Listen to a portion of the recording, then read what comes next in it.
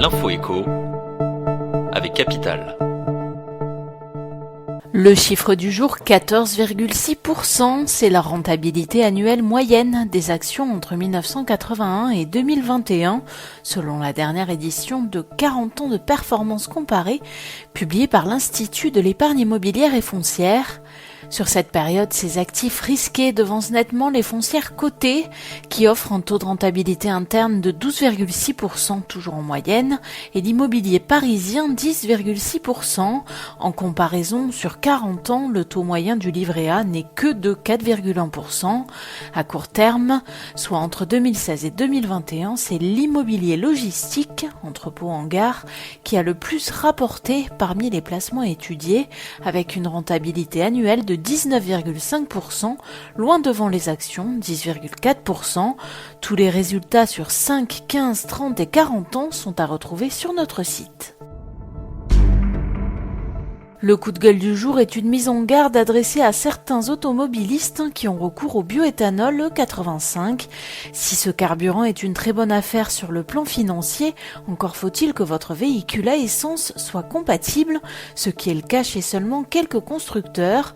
Installer un boîtier E85 sur son véhicule est une autre possibilité pour un coût compris entre 750 et 1300 €.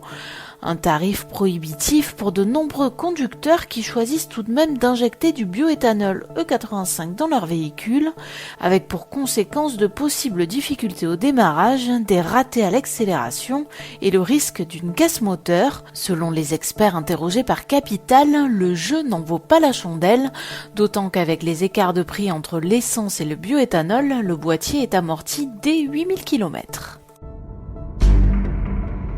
L'info pratique Capital concerne les salariés qui envisagent de déménager loin de leur lieu de travail. En mars dernier, la justice a validé le licenciement d'un salarié ayant déménagé à plus de 400 km de son bureau en raison du risque qu'une telle distance impliquait pour sa santé.